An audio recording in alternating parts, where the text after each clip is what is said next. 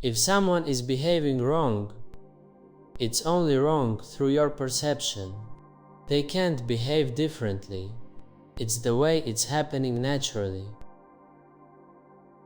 You suffer not because of how they act around you, but because of how you perceive it. You suffer because of yourself. You hate yourself, love yourself, and thank yourself. I'll explain. Imagine rain, downpour. You've all seen one. And then 10 people, or 465, perceive it. Everyone will perceive it based on their own experience. As you grew up, you experienced things, and later in life you identify with this data. You believe you have a name, and this collection of info, and the combination of it all constitutes the personality you identify with. Based on that, you perceive an illusion. By illusion, I mean the reality. It constantly changes, comes and goes. Everything keeps coming and going, except the unchanging.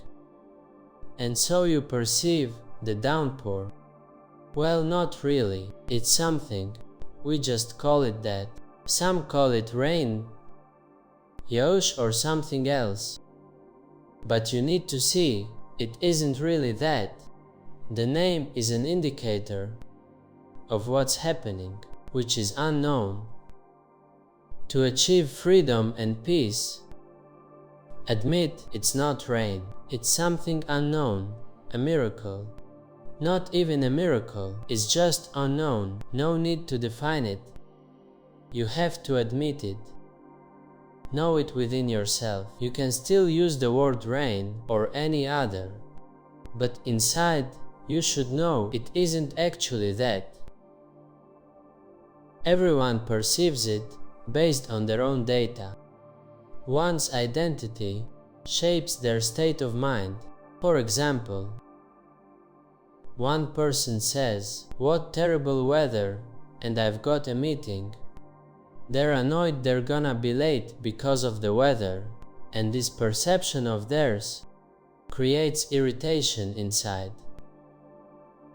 The second person got their stuff soaked in the rain. They're complaining and also tearing up. The third one thanks it. It's finally raining, so the crops will be watered, flowers will grow. I'll eat fresh food. The fourth one understands they're alive at all, precisely because it's raining. Life only goes on because it's raining. These thoughts and this perception shape the attitude toward rain, and it puts them into an elevated state, so to say. In some village, all the people are happy because it rains there once a year, but somewhere else it rains every day. Something happens, not even rain. Each person hates their own perception, not what's actually happening. Whatever is happening out there, it just happens, out of my control. So I suffer not because of that. I'm suffering because of myself. That's why I suffer. Just because I decided something should be different. People mainly suffer because of expectations. They decided. All those perceiving the rain see one thing but feel different based on their experience. And they all hate themselves and celebrate also themselves. Same with love. They feel bliss from themselves, from their perception and all that, not from reality, only from their own perception of it. Start noticing that. When something happens, you have that moment. Whatever happens then happens. You're right where you are. But in one of those moments, you met someone. But you always meet people anyway. You met someone, you both gave each other some attention and turned that into some kind of a relationship that's supposed to last forever or something like that. That's got loads of rules and so on. But that's a deal. It's not love, you know? Love, unconditional love, is accepting things just as they are, in any form. The essence of love is that you don't have any expectations. It comes, whatever it may be. You witness it as it is. If it leaves, let it. If it changes, let it. It interacts with this, let it. Interacts with that, let it. What happens will happen just the way it should, by itself. That's it. And you see the truth, that it can't be any other way. They don't choose how to treat certain people. It just happens the way it happens. Just don't lose yourself in the process. If you don't lose yourself, you won't suffer. Where does suffering come from? From your attention being totally on them, on how they are, where they are, what they do and so on. Of course you'll suffer. Leave everyone else alone, be yourself, and all will be great.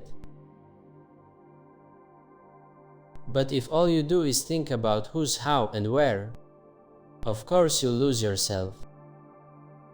You can't influence who does what and how. Be here and now, and everything will be great.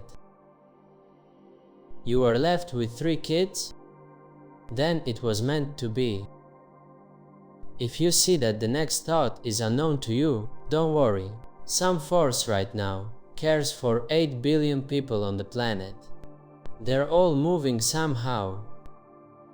And they manage alright. Before there were another 100 billion.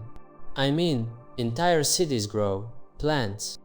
The universe is happening. Billions of stars appeared in space like a miracle. Humanity came into being like a miracle. Something made sure that all of you are here. And you're still worried about the future, being left with kids and raising them?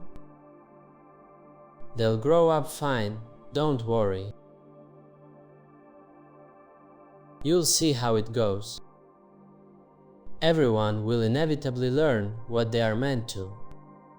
And you can easily see it right now, as soon as you realize that you don't know your next thought. All it takes is just total honesty. If you see that the next thought is unknown, and you see it again and again, that's it. Then you see that no one chooses how to act, or what to say, or where to be. For some reason, they just manifest like that, with no choice. If you expect a person to act a certain way, if you try to put any expectations on them, you're bound to suffer and to clash with them. And that's exactly what you need to realize, in order to learn not to expect. You'll crash and suffer until you learn to see reality as it is. This is the way to get rid of illusions. You try to shove something into a set form, but it keeps changing. No one's ever been able to hold on to anything. No goal, no kids, no parents, no partner. There's never been a person who could, let alone hold on to themselves. And so what you need to do here is shift your focus away from what's been forced on you. The kind of attitude you expect from each other is a form that's been imposed on you from birth, same as several generations before you. You need to focus on yourself and see how your mechanism is set up. Then you'll get how it all works. For others, like how it works for your parents, and so on. You'll see the people around you and you'll understand them after understanding yourself. And then you won't have disagreements. If someone does something, you'll know that's how it's supposed to be. You will just observe it calmly. There will be no one to get affected by it. No one will suffer because someone acted a certain way. And what's more, when you stop limiting other people, your own limits will lift too. Because there's no yourself and others. It's all one whole, seamless entity. If you enter a relationship to be happy, you will end up unhappy. It's all because you got into a relationship aiming to become happy there. Enter the relationship happy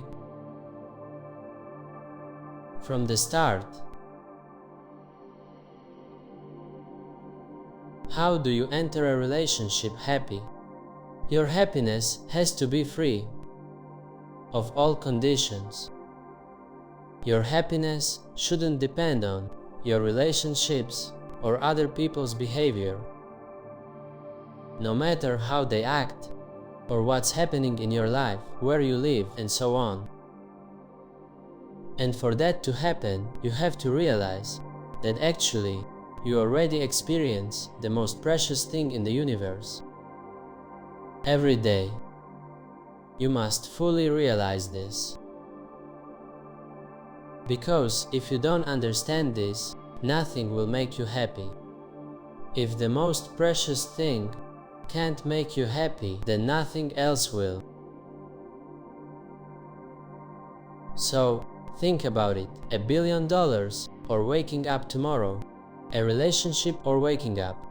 Anything at all or waking up. What would you choose? You'd choose waking up.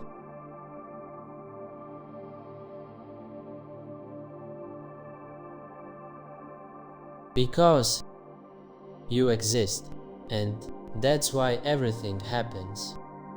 It's the most valuable thing you've got. It's more than enough to feel happy. It's all you need to feel happy. And actually, it's the only thing you need to be happy.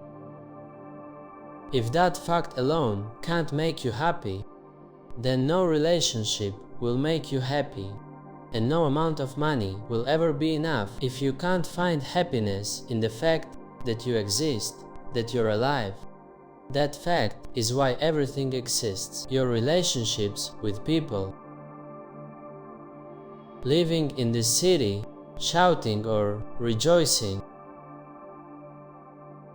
fighting, crying, any emotions or actions at all. And all that can only happen because you exist. But if you're unhappy because you feel like you're missing something, or because you wish your relationship was like somebody else's, your relationship isn't supposed to be like anyone else's. So imagine that you're, I don't even know, a tree, a banana tree. Don't try to be a mango tree and grow mangoes. Be yourself, don't copy anyone else. Don't look for a relationship like theirs. Look for yourself. You think that if you find a relationship like theirs, you'll be happy. That's not true. You can already be happy here and now. Without a relationship, just because you exist. You can feel completely whole right now. You simply need to let go of all of those conditions. The conditions that say you must have something to become who you wanna be. Your existence is unconditional. So let your joy be unconditional. Eternal joy is free from conditions. But if you need something to be happy, you'll end up miserable. Because you don't see that even the most precious thing on earth can't make you happy. How could anything make you happy? Nothing will ever satisfy you. If life itself can't make you happy, but once you learn to enjoy life, that's it, you'll finally become a magnet that attracts everything. And no matter what comes or goes, you'll be free from it. You're the only one here.